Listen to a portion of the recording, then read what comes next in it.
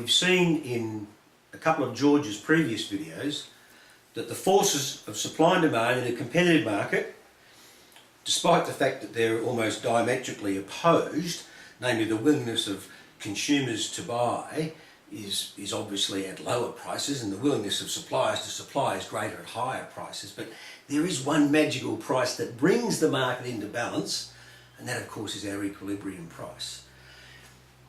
Sometimes governments around the world actually interfere or intervene with these markets, you know, out of good intent, and what the outcome is quite often is that the market mechanism is not free to fluctuate as we have already depicted. Let me show you. First off, let's start with what we call a maximum pricing policy, where a government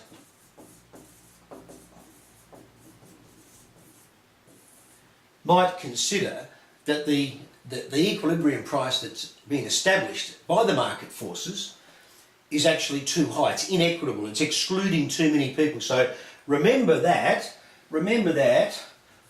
when we draw up our demand and supply model, our model of a competitive market, and we reach this equilibrium where the quantity willingly demanded is equal to the quantity willingly supplied. Remember, all the willingness of buyers to buy, all these people down here, they're rationed out. They're excluded from the marketplace. And that, of course, is one of the key functions of the price mechanism, the rationing function. So, but in terms of a maximum pricing policy, the government might look at this and say, no, too high. And they actually pass legislation and they'll impose what we call a ceiling price. And generally it's below the going market price. So let's pop one in. We'll call it PC for ceiling, and we'll have a look at what this maximum price is going to do to our marketplace. Well, our supply curve tells us straight away that the willingness of suppliers to supply at that price is actually QS. Now, not surprisingly, at the lower price, as you would have predicted, knowing that the law of demand as you do, that the quantity willingly demanded is much higher. So we've now got this many people competing, if you like, for this lower level of supply. Now, again, ordinarily, the market mechanism would re-equilibrate. In other words, competition between these buyers for this level of supply would push the price back to equilibrium. That can't happen here. The price is capped, right? So there's a ceiling price. So consumers are wanting a reallocation of resources to produce this level of output. That's what we want.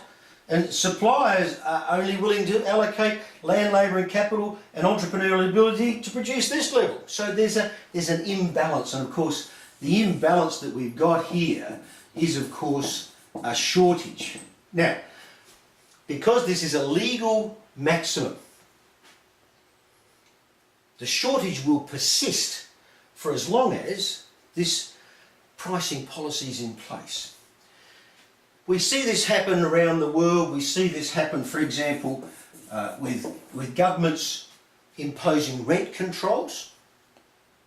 We see it in places like, oddly enough, in Nigeria, where we've got a country which is relatively abundant in terms of supply of oil, but we see from time to time in various magazines and pics massive queues of people wanting to buy petrol. And we see similarly the pictures of refineries that are run down because there is simply no profit motivation or no incentive for suppliers to supply at that low price. So you've got this imbalance. And of course now, because the government has introduced the law, it falls upon them to actually somehow arrest or correct the shortage. And sometimes, for example, they'll buy in petrol in order to solve this shortage. Well, massive opportunity cost, because that's clearly public sector funds that can't be allocated to education, health and infrastructure, etc., etc. So we find some interesting non-market distribution mechanisms, people queuing up forever, long queues, terribly inefficient, and just to compete or just to grab their little share.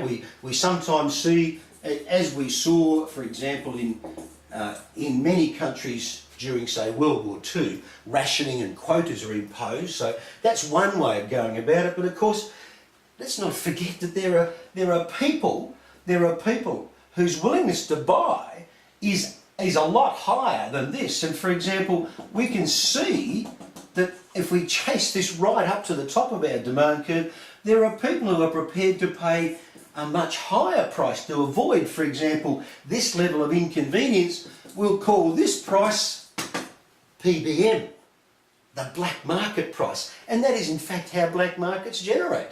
They actually come about because the market mechanism is not allowed to re-equilibrate the imbalance that's caused by the government intervention.